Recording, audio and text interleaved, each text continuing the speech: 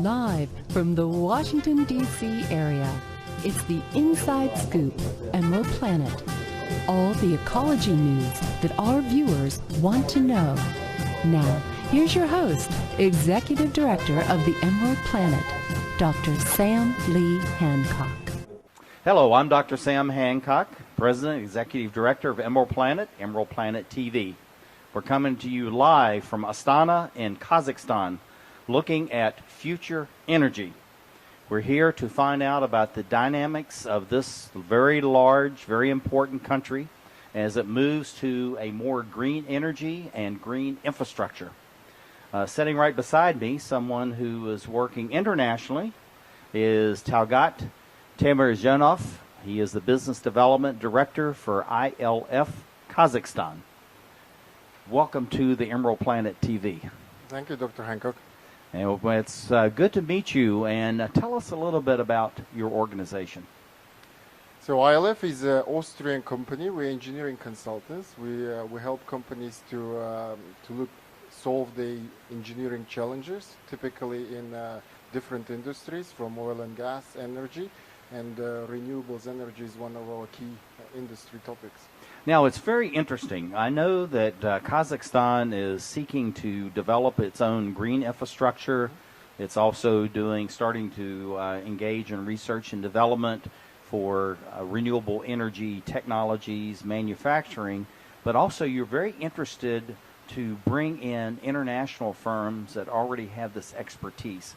Why would an organization from Austria be interested in coming to Kazakhstan? There are some of the reasons are pretty simple. It's that in Kazakhstan, ILF has been heavily involved in the oil and gas industry previously. And right, as you know, oil and gas industry is not doing so well. And we decided to bring our renewable practice because we see on the country agenda our clients asking for what we have in other countries and we decided to bring our experts and share our global experience and how to adapt it to our local conditions. Now, looking at from the country perspective of Kazakhstan, why would it be so willing and eager to attract international firms, Austria, German, American, many other countries, to come here and set up its operations and for collaboration? From ILF's perspective, we had a pretty strong of engineers here. Some of our engineers went to study overseas for different disciplines, and the main topic was the people that ILF had already in Kazakhstan. So it was a relatively easier transition to use the same resources for a new topic that is new to country. Now, you think of Kazakhstan, although it was formerly part of the Soviet Union, but it's been independent now for almost 3 decades. But yet you have a very high standard of education in this country. Most people have virtually all have high school degrees, university, but many people have masters and PhDs. Why is there such an emphasis in Kazakhstan on education, and particularly in the hard sciences? It must be our traditional roots is that it was for generations Kazakh valued education, and our grandfathers, it was something we taught from the very young ages that you have to study hard if you want to be somebody. So people put a lot of emphasis from parents, grandparents, society, the whole system puts a lot of pressure to education.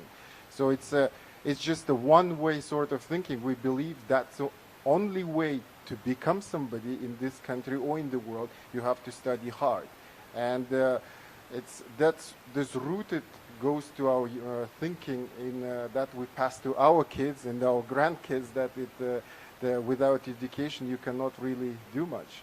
Yeah, but there's really an emphasis. I mean, in many societies, it's on the languages, the romance of the society.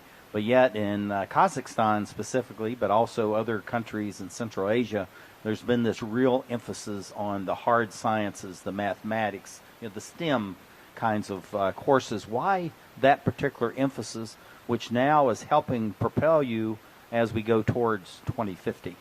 I believe it's a part of our Soviet heritage. Is that the Soviet Union had a strong traditions in the STEM, and you know, anything from the airspace to conquering the large fields was we solved large, complex technological problems, and that heritage stayed, developed into something new. Now our kids go to study overseas. So it's and the engineering disciplines are preferred because I think we passed this phase when we believe that all the problems will be solved by economists and lawyers. Now we believe that real problem solvers are the engineers.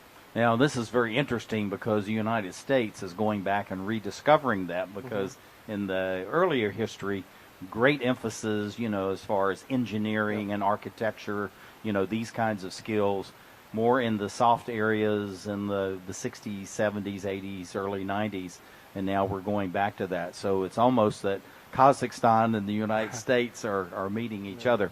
But looking at this as the future, you're sending many children, and they're being carefully selected to go and study abroad, many to the United States, but the UK, Canada, Australia, and many other countries as well.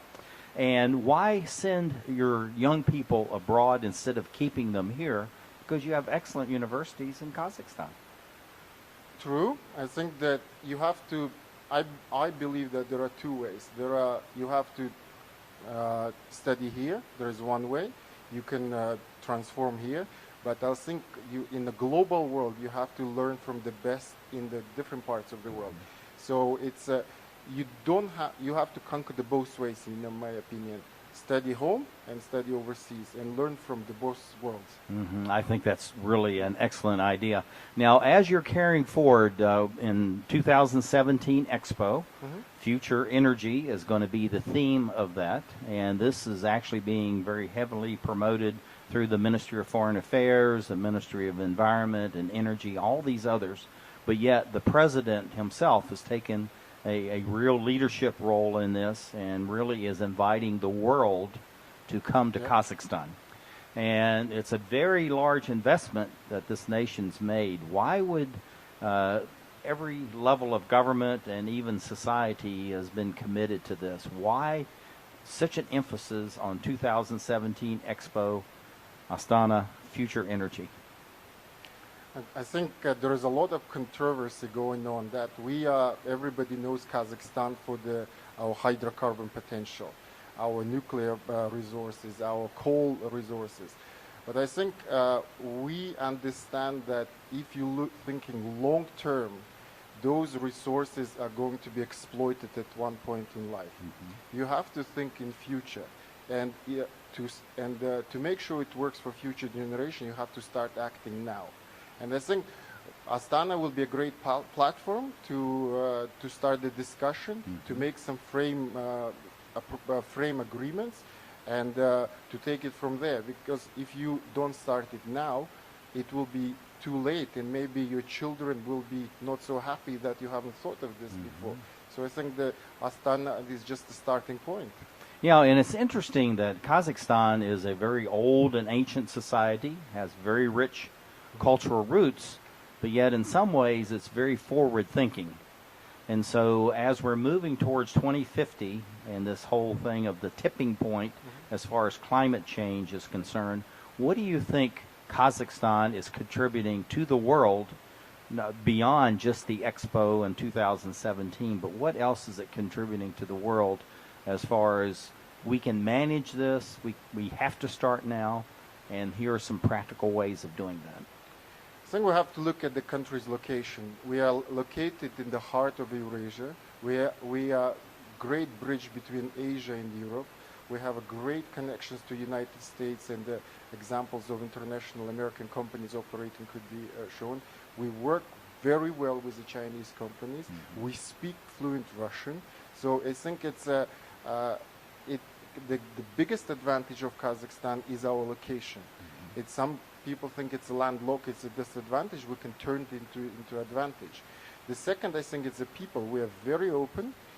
We like to communicate with other nations, and I think people find that very approachable. And third is we are not afraid of challenges. I think we live in one of the harshest climate conditions, but we are growing, we're getting bigger. It's just, I think it's a good example that this can be done. Yeah. So as I've said many times, Kazakhstan is a best practice in itself, not only the best practices that you have here. We're running out of time, but something I've been wanting to ask, and I think you may be just the gentleman to do that, the Silk Route. Okay. This goes back thousands of years. Yep. It was trading. It was a flow of information back and forth, almost just like in the internet age, only then it was camels and, feet that were making it. How do you think that unique aspect of Kazakh history is helping it now as we're in the 21st century? I think it's historically Kazakhs been very diplomatic people. We managed to balance the great powers of Asia and trade with Europeans. So I think this is passed from father to son, from son to next son. It's something that we're trying to be extremely diplomatic, and I don't think we are neutral. We have a position, but our position is that we have to work together. So I think the countries come to us when they want us to be a mediator for difficult problems happening in neighboring countries. So I think as a fundamental advantage of our Kazakhstan is our diplomatic skills rooted in our history.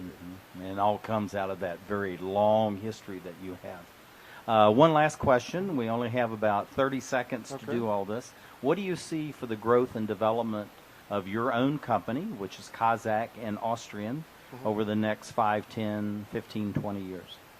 ILF came to Kazakhstan almost 20 years ago. We didn't grow fast, but there was a deliberate opinion, a deliberate desire. And now we want to, and it was mostly oil and gas. Now we want to move into renewable sector, hydropower, photovoltaics, wind energy, because we believe there is a strong need and we can bring value. So we're very positive about Kazakhstan, and hopefully we will be here for long. We have about 10 seconds. Okay. What challenge do you want to give to the young people that are watching this show here in Kazakhstan and all around the globe? I think there are two approaches, I believe, and they Gotta might be quick. Okay, and you have to be very systematic in your thinking. You shouldn't do shortcuts. You have to be very methodological if you want to achieve something, and you will achieve it. That's very good. Well, anyway, thank you for being with us and sharing about the ancient and the modern of Kazakhstan. I think it's wonderful. Pleasure to be here. And thank you for being with us. I'm Dr. Sam Hancock, and live in Astana in Kazakhstan as we look at the future energy of this great and large country. Thank you for being with us as we look around the globe. Great